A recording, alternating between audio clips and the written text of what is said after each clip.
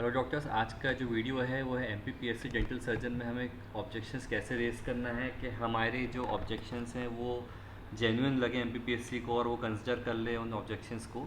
तो देखिए, objection raise करने के पहले हमें क्या क्या चाहिए। सबसे पहले तो जो भी आप ऑब्जेक्शन लगाने वाले हैं उसके रेफरेंस आपको पीडीएफ फॉर्मेट में तैयार करने हैं। जो पीडीएफ आप तैयार करेंगे उस फाइल की साइज़ 200 केबी से ज़्यादा नहीं होनी चाहिए, उससे ऊपर वो एक्सेप्ट नहीं करेगा। हर फाइल को एक नाम देना है। उस नाम पे आपको पहले सेट लिखना है कि किस सेट का पेपर है आपका। जैसे आप सेट सी के थे, आपको सेट सी पेपर मिला था और आप उसमें किस क्वेश्चन पे रेस कर रहे हैं, इस तरह से आपको लिखना है। एग्जांपल के तौर पे सेट ए का क्वेश्चन मान लीजिए 23 लिखना चाहते हैं, उस फाइल उस पर आपको ऑब्जेक्शन है, तो उसका रेफरेंस फाइल जो आप अपलोड करेंगे ऑब्जेक्शन में, उसको ये फाइल का नाम देना है आपको। ठीक है, ये समझने के बाद आइए मैं आपको दिखाता हूँ कुछ एग्जाम्पल कि आपको किस तरह से रेज़ करना है। मैं कुछ 3 एग्जाम्पल तैयार किए हैं। देखिए, मैंने इसको सबको एक नाम दिया हुआ है फाइल को, सेट और क्वेश्चन नंबर। आप यहाँ पे नाम दे के लिख सकते हैं, जैसे कि देखिए इसको रीनेम करके बताता हूँ। आपका मान लीजिए सेट बी है, तो आप यहाँ पे लिखेंगे सेट बी और आपका जो भी क्वेश्चन नंबर है जिसमें आपको ऑब्जेक्शन लगाना है 125।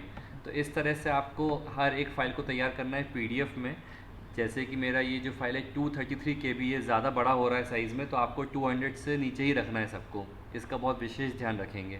अब एक क्वेश्चन आया था हम लोगों को कि जो मोस्ट कॉमन एंडोडोंटिक फेलियर होता है वो क्या होता है, तो उसमें बहुत सारे लोगों के बहुत सारे आंसर थे। अब देखिए होता क्या है कि जो लोक सेवा आयोग है वो किस तरह से जज करता है आपके क्वेश्चंस को, कि जब आप ऑब्जेक्शन लगाते हैं, मुझे उम्मीद आपको पढ़ने में आ रहा होगा कि वो 4 ऑप्शन देगा। आयोग द्वारा घोषित उत्तर विकल्प गलत है, मतलब जो आंसर की में आंसर माना गया है क्या वो गलत है। अगर आप मानते हैं ऐसा कि बी नहीं सी होना था या बी की जगह डी होना था, तो आपको उस हिसाब से रेफरेंस तैयार करने हैं। दूसरा है एक से ज़्यादा अधिक उत्तर सही हैं, जैसे कि एमपी जीके में क्वेश्चन आया था लिटरेसी रेट वाला, जिसमें 2 आंसर सही थे, वहाँ पे ये विकल्प फिट होगा। अगर आप सही रेफरेंस लगाएंगे तो उसमें 2 आंसर सही दिए हुए हैं।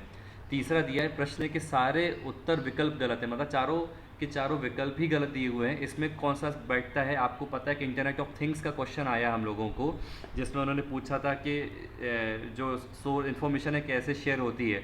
उसका सही आंसर गेटवे होना चाहिए, जो कि ऑप्शन में ही नहीं था। और लास्ट है प्रश्न गलत है। यदि आपको लगता है कि क्वेश्चन गलत है तो आप वो चूज़ करेंगे और इस ऑप्शंस के हिसाब से ही आप अपने रेफरेंस तैयार करेंगे। ठीक है, चलिए ये आप लोगों ने समझ लिया है कि हम लोग को कौन सा किस रेफरेंस को किस हिसाब से फिट करना है। अब देखिए इधर मैंने यहाँ पे एक ऑप्शन लिया है, जैसे कि आपको समझाने के लिए बता रहा था एंडोडोंटिक फेलियर वाला। तो मैंने इसका एक रेफरेंस ढूंढा, उस रेफरेंस को मैंने कोट करना है। तो पहले मैंने क्या किया, उस बुक का फ्रंट पेज लगाया है। तो ये ग्रॉसमैन एंडोडोंटिक प्रैक्टिस है, 14th एडिशन। ये पूछेगा जब आप वहाँ पे भरेंगे उस फॉर्म को ऑब्जेक्शन की, तो ये पूछेगा। और एडिटर कौन है, तो वी गोपी कृष्णा है। और इसका जो पब्लिकेशन हाउस है वोल्टर क्लूवर है। तो ये सारी चीज़ें वहाँ पे हमको लगानी होंगी, इसलिए इसका फ्रंट पेज आपको पीडीएफ पे लगाना है। इसके बाद नेक्स्ट पेज में आपको वो पेज नंबर लगाना है जहाँ पे आपके फेवर में वो रेफरेंस दिया हुआ है। ठीक है, देखिए तो यहाँ पे मैंने वो रेफरेंस लगाया हुआ है। इसको थोड़ा आपको जूम करके दिखाता हूँ। तो उसमें लिखा हुआ है inadequate cleaning of root canal causing persistent infection it is the most common cause of failure. इस रेफरेंस के हिसाब से, इस बुक के हिसाब से जो मोस्ट कॉमन कॉज है वो इनएडिक्वेट क्लीनिंग है। कहीं कहीं बैक्टीरियल कंटेमिनेशन मिल जाएगा, कहीं कहीं कुछ ऑप्शन मिल जाएगा। आपके फेवर में जो आपने आंसर लगाया है उस फेवर का रेफरेंस आप कोट कर सकते हैं, ताकि आप अपने आंसर को और मजबूत वहाँ पे दिखा सकें। तो ये एक तरीका हो गया बताने का। मैंने यहाँ पेज नंबर देखिए लिखा हुआ है 412। तो आप 412 जो भी आपका बुक का पेज नंबर होगा आप वहाँ पे कोट करेंगे उस पेज नंबर को। ये अभी पहले आपकी तैयारी बता रहा हूँ कि आपको रेफरेंस तैयार कैसे करना है। ये हो गया पहला तरीका। दूसरा तरीका है जो रेफरेंस लगाने का, वो है कि आपको देखिए बनाने सबकी पीडीएफ ही हैं अपलोड करने के लिए। आप किसी भी रिसर्च आर्टिकल को कोट कर सकते हो। जैसे कि इसमें मैंने एक रिसर्च आर्टिकल को निकाला हुआ है। इस रिसर्च आर्टिकल को क्यों निकाला है, एक क्वेश्चन था कि ल्यूटिंग एजेंट को कितना फिल करना होता है हमें क्राउन में, कितना हमें ल्यूटिंग एजेंट फिल करना होता है, तो उसका ये रेफरेंस है। जब ये पीडीएफ को आप कहीं भी रिसर्च आर्टिकल अगर कोट करना चाह रहे हैं तो आपको उसका साइटेशन वहाँ पे आपको दिखाना है कि उसका ऑथर कौन था, कौन सा रिसर्च जर्नल है जहाँ से आपने निकाला है इसको, और कौन सा कब पब्लिश हुआ था। ये सारी चीज़ें आपको उसमें दिखानी है। अगर कोई बहुत ही अच्छा पब्लिकेशन हाउस होगा, पबमेड का होगा, मेडलाइन का होगा, तो उसको वो लोग कंसिडर कर लेंगे। मुझे डाउट है कि ये पबमेड होगा, लेकिन मैं बता बस रहा हूँ कि इसमें एक जगह रेफरेंस दिया हुआ है कि हमें कितना फिल करना होता है, ठीक है। तो मैं आपको एग्जैक्टली ढूंढ के नहीं बताऊंगा कि ल्यूटिंग एजेंट कितना फिल करना होता है, लेकिन ये रेफरेंस मैंने उस आंसर के लिए तैयार किया था कि इसमें 2/3 आंसर दिया हुआ है या हाफ दिया हुआ है, ठीक है। हाफ ही वैसे उन्होंने आंसर भी माना है। तो आप ये समझ लीजिए कि ल्यूटिंग सीमेंट कितना भरना है। एक ऐसे एग्जाम्पल तौर पर बता रहा हूँ कि आप रिसर्च आर्टिकल भी कोट कर सकते हैं। तीसरा तरीका कोट करने का है, वो है वेबसाइट। अब वेबसाइट कैसे कोट करना है, देखिए मैंने क्वेश्चन एज इट इज़ पूरा कॉपी किया है जो पूछा गया था वहाँ पे MPGK में, और उसका आंसर देखिए गूगल AI भी बता रहा है गेटवे। मैंने गेटवे से संबंधित एक वेबसाइट ओपन की, वेबसाइट पे मुझे उसका आंसर मिल गया। उस पर दिया हुआ है ये चीज़ कि गेटवे ही एग्जैक्ट आंसर होता है जो अलाउ करता है कम्युनिकेशन को सेंसर पे। तो मैं क्या करूँगा, इसको पूरा हाईलाइट कर लूँगा, हाईलाइट करने के बाद इसका PDF बना लूँगा, और PDF बना के मैंने देखिए कुछ इस तरह इसको सेव कर लिया था इस PDF को। ये देखिए ये पूरा PDF बना लिया है मैंने। उस पेज को, उतने हिस्से को हाईलाइट किया है जहाँ पे मेरे फेवर का दिया हुआ है रेफरेंस। ये सब तैयार हो जाने के बाद अब हमारा नंबर आता है कि हम अब लॉगिन करें, और लॉगिन करके हम वहाँ पे अपने सारे रेफरेंसेस को कोड करेंगे। चलिए अब हम समझते हैं कि ये PSC की वेबसाइट पे जाके हमें कैसे इस ऑब्जेक्शन को लगाना है, कहाँ पे लिंक है। तो PSC की हम वेबसाइट पे गए, वहाँ पे जाके हम लोगों को सीधे MP ऑनलाइन पे क्लिक करना है। नीचे ऑप्शन देता है इसका, वो ये है MP ऑनलाइन। यहाँ पे क्लिक करने के बाद तीसरे नंबर पे आपको ऑब्जेक्शन लगाने की लिंक दिखाई देगी। थोड़ा सा स्क्रॉल डाउन करेंगे तो ये दिखाई दे रही है, दंत चिकित्सक 2024 के लिए 3 नवंबर तक का परमिशन है। आप इस पर क्लिक करेंगे। क्लिक करने के बाद आपको अपना application number, date of birth डालना है, बाद में एक OTP आएगी, उस OTP को डालना है, और फिर हमको अगला पेज दिखाई देगा, ठीक है। तो लॉगिन करने के बाद मैंने बाकी डिटेल्स छुपाई हुई है जिन कैंडिडेट का है मेरे पास, और मैं सीधे मेन चीज़ बताता हूँ कि इसमें से परीक्षा का नाम लिखा आ जाएगा। फिर इसके बाद आप प्रश्न पत्र, तो आप ये चूज़ करेंगे, एक ही ऑप्शन है इसमें।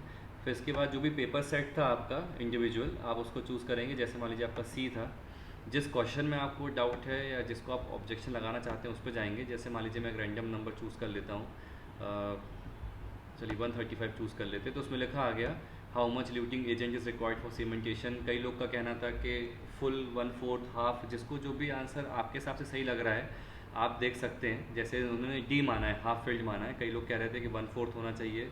तो अब आप देखिए इसमें क्या करना है। आयोग 4 तरीके से ऑब्जेक्शन मांगता है। पहला ऑप्शन होता है कि जो आंसर आयोग ने दिया है, मतलब जो D आंसर माना है वो गलत है। दूसरा, आयोग कहता है कि एक से ज़्यादा आंसर सही हो सकते हैं, मतलब D भी सही हो सकता है या B भी सही हो सकता है, इस क्वेश्चन के बारे में बात करें।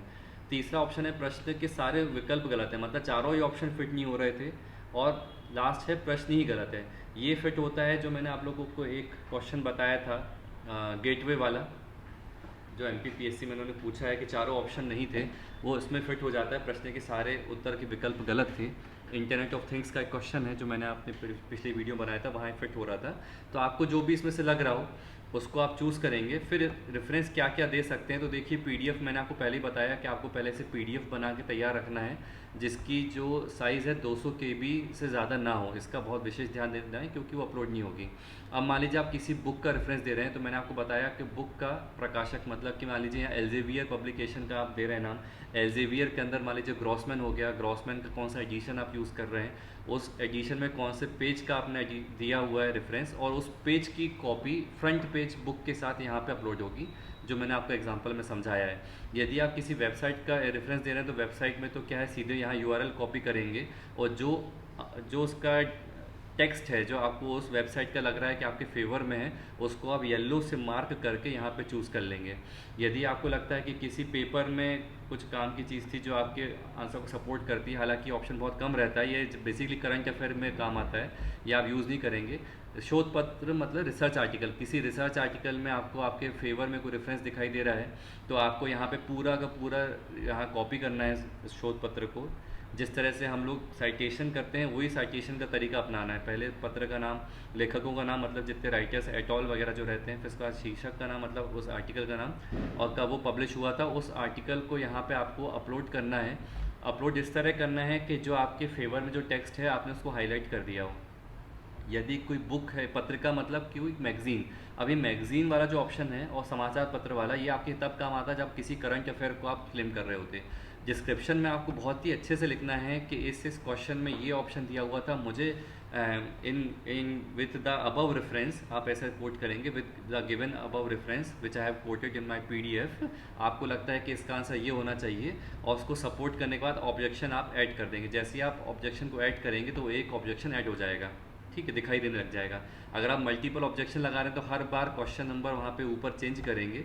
जैसे मैंने यहाँ पे 135 चूज़ किया हुआ था, मल्टीपल ऑप्शंस चेंज कर करके अपने रेफरेंस हर बार कोट करते जाएंगे। इसलिए मैंने इस वीडियो को शुरू होने से पहले बताया था, तो हर क्वेश्चन के हिसाब से आप अपने रेफरेंस को पहले पीडीएफ में शेयर कर लीजिएगा, पीडीएफ को एक नाम दे दीजिएगा कि ये क्वेश्चन ऑब्जेक्शन नंबर इसके लिए है, ये ऑब्जेक्शन इस क्वेश्चन नंबर के लिए है, ऐसे करके सेव करेंगे और फिर उसको आराम से आप अपलोड कर पाएंगे। यहाँ आपको कन्फ्यूजन नहीं जाएगा।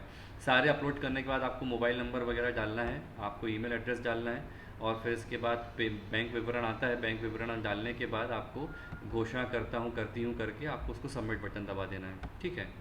तो इस तरह से आप उसको अपलोड करेंगे। कुछ दिनों बाद अगर आपके फेवर में वो चीज़ मिलेंगी, उन लोग को ऑब्जेक्शंस उनके काम के लगेंगे, तो उसको एक्सेप्ट कर लेंगे और आपको एक अपडेटेड आंसर की या फाइनल आंसर की देखने मिलेगी। मुझे लगता है कि आपको समझ में आया होगा। यदि फिर भी कुछ डाउट है तो आप कमेंट बॉक्स में अपना क्वेरी रेज़ कर सकते हैं।